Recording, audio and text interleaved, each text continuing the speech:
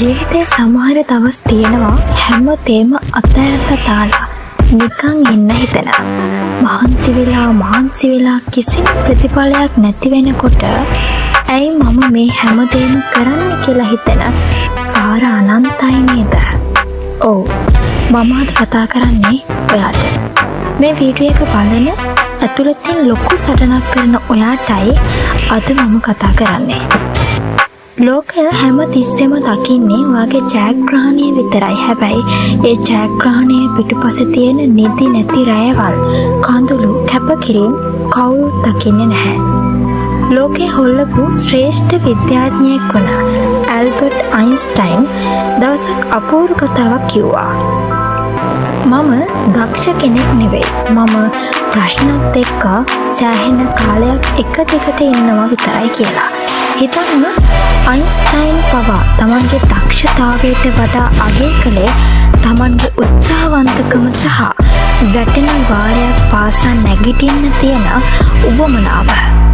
ඔයා අද ඉන්නේ අසාර්ථක වෙලා වෙන්න පුළුවන්. හැබැයි මතක තියාගන්න, අසාර්ථක වීම කියලා කියන්නේ ඔයාගේ ගමනේ අවසානය නෙවෙයි.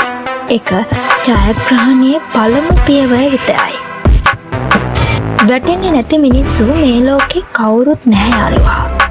ලෝක පූජිත පැසපන්දු ක්‍රීඩක මයිකල් ජෝඩන් ඔහුගේ ජීවිතය ගැන කිව්වේ මෙන්න මෙහෙම. මගේ ක්‍රීඩා ජීවිතයේ ඇතුළත මම ෂොට්ස් 9000කට වඩා මිස් කරලා තියෙනවා. මම තරඟ 300කට වඩා පරාද වෙලා තියෙනවා. මම මගේ ජීවිතේ නැවතත් අසාර්ථක වුණා. මම අද ජයග්‍රහණය කරලා ඉන්නේ ඒ නිසයි කියලා. හැමෝම වැටෙනවා. හැබැයි ඉතිහාසගත වෙන්නේ වැටුණු තැනින් දූවිලි කසා දාලා ඊටත් වඩා හයියෙන් නැගිටපු මිනිස්සු විතරයි. ඔයාට අද සල්ලි නැති වෙන්න පුළුවන්, උදව් කරන්න කවුරුත් නැති වෙන්න පුළුවන්, එහෙමත් නැත්නම් හැමෝම ඔයාට hina වෙන්න පුළුවන්. හැබැයි ඔයා ළඟ නොසැලෙන උත්සාහය තියෙනවා නම් ඔයාට මේ ලෝකේ දිනන්න බැරි කිසිම දෙයක් නැහැ. කවදාවත් Tamanගේ හීන අතාරින්න එපා.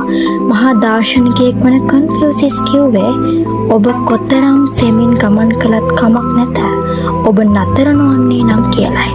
ඔව්, වේගය නෙවෙයි වැදගත්, ඔයා නතර නොවී ඉන්න එකයි. අද දවසේ එක පියවරක් ඉස්සරහට තියන්න, හෙට තව පියවරක් තියන්න. දවසක ඔයා හැරිලා බලනකොට ඔයා නොදැනුවත්වම මහා දුරක් ඇවිත් තියෙයි. කම්මැලිකම, බය, පසුබට මේ හැම දෙයක්ම අදින් පස්සේ ඔයාගේ ජීවිතෙන් අයින් කරන්න. කවුරු බෑ කිව්වත් ඔයාගේ හදවතින් කියන්න මට පුළුවන් කියලා. මේ වීඩියෝ එක ඉවර වුණ ගමන් ඔයා කරන්න හිටපු, කල්දදා හිටපු ඒ වැඩේ අදම මේ දැන්ම පටන් ගන්න. ලෝකෙට පෙන්වන්න ඔයා කවුද කියලා. මතක තියාගන්න. දහඩිය නොහෙලා මහන්සි නොවී ලැබෙන කිසිම ජයක් ස්ථාවර නැහැ. ඔයාගේ උත්සාහය තමයි ඔයාගේ අනාගතය ලියන පෑන. නැගිටින්න, සටන් කරන්න. ජයග්‍රහණය ඔයාගේමයි.